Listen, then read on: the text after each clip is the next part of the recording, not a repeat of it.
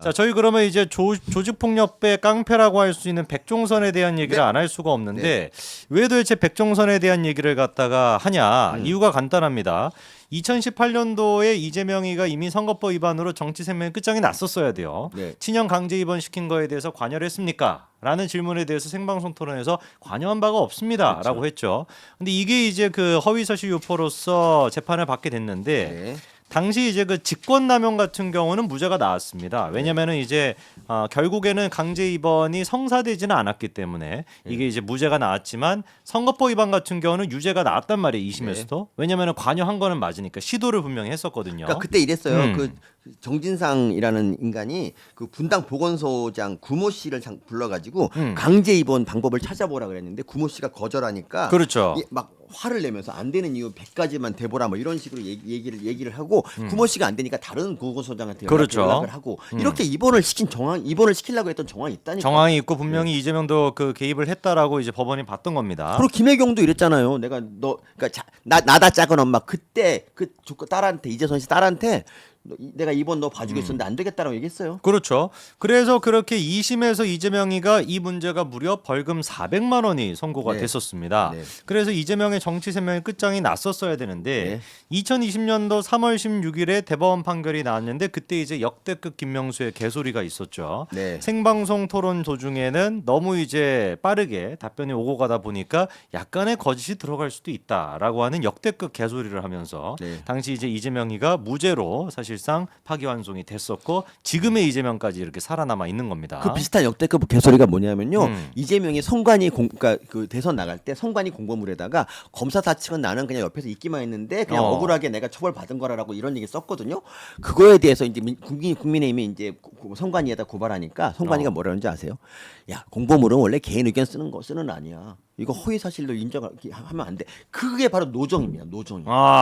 선관위원장 했었던 그 노정이가 노정이가 선관위원 된 것도 사실 그 대법원 판결 이제 이재명 무죄 파기환송 나고 그리고 선관위원 된 거예요. 몇 개월 있다가 된 그렇죠. 거예요. 그러니까 이재명으로서 선관위원장을 문재인으로서는 정말 골수 좌파를 꽂아 넣어서 아주 좋았죠. 그래서 그때 이제 김명수도 그렇고 권순일도 그렇고 어떻게 해가지고 이게 뒤집힐 수가 있었는가? 우리가 이제 의심하는 거는 김만배 로비 덕분이다. 네. 그리고 이제 백종원이 아니죠. 백종선이죠. 네, 백종선. 백종선 또한 마찬가지로 그런 식의 로비에 대해 가지고 실토하는 듯한 녹취가 이미 공개가 됐었습니다. 네. JTBC가 그 녹취를 공개를 했었는데 백종선이가 은수미의 정무비서관 이모 씨한테 통하는 내용을 JTBC가 그때 보도를 했어요. 네. 그 내용이 뭐냐?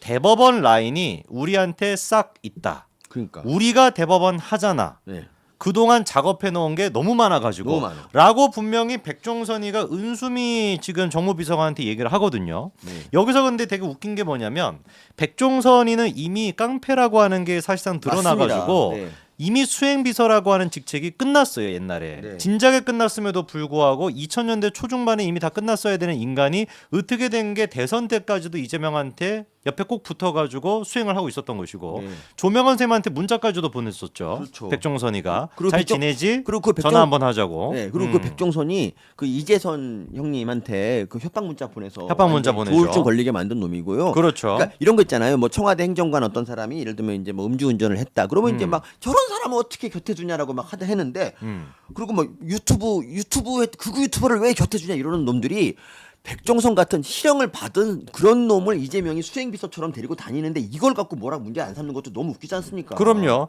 그래서 백종선이가 지금 얘기한 것처럼 대법원 라인이 우리한테 싹 있다. 네. 우리가 대법원 하잖아라고 하는 말은 네.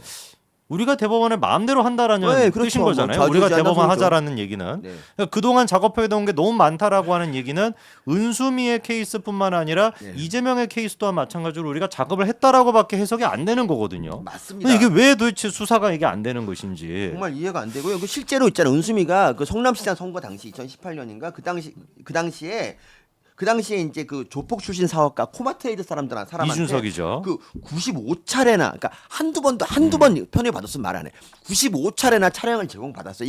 이거는 뭐냐면 그 차비로 환산하면 그 정치 자금을 받은 거나 똑같은 거예요. 그렇죠. 근데 이거를 처벌 안 하면 도대체 뭘 처벌합니까? 그렇죠. 놀랍게도 그런데 아까 말씀드린 것처럼 백종선이가 이 은수미의 정무비서관이랑 통화를 했던 겁니다. 근데 은수미 같은 경우도 이재명과 똑같이 선거법 위반 그게 있었어요. 교수님 말씀하신. 그래서 이제 코마트레이드 이준석입니다. 그 개준석이 아니고 코마트레이드 이준석이가 운전기사랑 차량 같은 거를 이제 한 달에 몇백만 원씩 지원해 준 거고 그게 정치자금법 위반이 됐던 것인데 이것도 2심에서 300만 원이 나왔거든요. 근데 그쵸. 기가 막히게 대법원에 가가지고 무죄로 파기환송이 돼버렸습니다. 아, 진짜 어이가 없습니다. 그러니까 딱 우리가 생각이 드는 게 백종선이가 방금 은수미 비서관이랑 전화 통화를 했던 것처럼 야 걱정할 거 없다. 우리가 대법원 한다. 그동안 깔아놓은 게 얼마나 많은데 그 얘기대로 은수미도 결국에 대법원 가서 무죄를 받은 거 아니냐라는 의심이 드는 거죠. 근데 대법원이 거기서 뭐라고 개설했냐면은 1심에서 이게 90만 원 받았거든요. 근데 검찰이 항소를 할 때 이거 90만 원보다 더 선고해야 된다는 그런 이유를 자세하게 쓰지 않았다는 게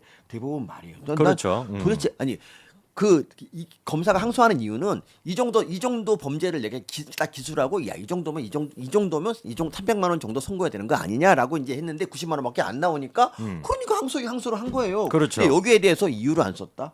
아, 난 이런 정말 당시 그러니까 신박한 논리. 이유가 구체적이지 않다라고 그러니까 은수미 자체를 무죄를 때려버리는 개미친 짓거리를 한 겁니다. 그러니까 어떻게 보면은 검사의 뭐 실수라고 해야 되나? 검사의 어떤 행정적인 문제가 있는 것인데 그거를 가지고 은수미의 죄가 없다라고 얘기하는 건 이거 도대체 뭔 개떡 같은 소리죠? 그러니까 한두 번 도대체. 조폭한테 이제 조폭한테 차를 얻어 탄다 그러면은 뭐 조폭인지 모를 수 있는데 95차례를 탔는데 조폭인지 몰랐다 관계가 없다. 이걸 어떻게 믿습니까? 그거구나. 코마 트레이드는 어쨌든 경기도 관련해서 지역화폐 관련해서 그런 뭐 안 좋은 단체잖아요. 어쨌든 간에 그런 단체한테 돈을 정치자금 받은 건 똑같은데 이게 무죄.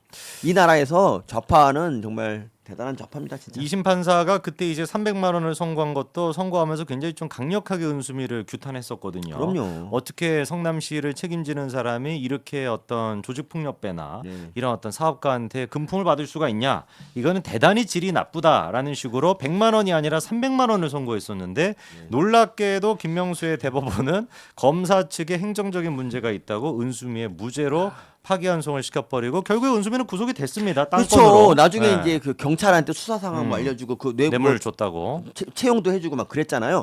그러니까 이게 뭐냐면 이 당시에 이미 날렸어야 되는 사람을 그렇죠. 제때 못 날리고 몇 년간 지체된 거 역사가 지체된 거라고요. 이 짓을 대법원이 한 거야. 김만배 대법원이. 그러니까요. 그래서 문재인이 나쁜 놈이죠 정말.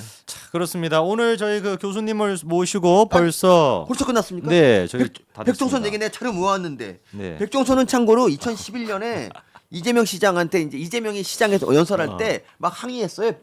이덕만 의사 알죠. 이덕수 항의했더니 네. 이재명이 뭐 저희 말 조심해 막 이렇게 했단 말이야. 어. 근데 그거 끝나고 이덕수 쫓아가가지고 이거를 파버린다 그랬어. 눈알 파버린다고. 그리고 너 XX 죽는다. 어. 네가 시장 친구냐? 걔 XX 죽는다. 이런 식의 협박을 해갖고 100만 원 그렇죠. 이런 깡패인데 이런 깡패를 이재명은 데리고 다녔습니다. 택시 기사도 저 패버리고. 그리고 돈 뇌물 네, 받아갖고 뇌물 받아서 구속도 되고 1억 얼마인가 그리고 그 받았죠, 또. 딸이 대가연. 딸이 거기 어디나 K-pop 스타였나? 오디션 프로 나가는데 공무원들한테 투표하라고 이런 직권남용까지 했습니다. 이런 놈을 우리는 지금 대통령 후보로 지금 보고 있습니다. 이 무슨 말도 안 되는 소리입니까 진짜. 맞습니다. 교수님의 요 말씀까지 하면서 우리가 정리를 해보고요.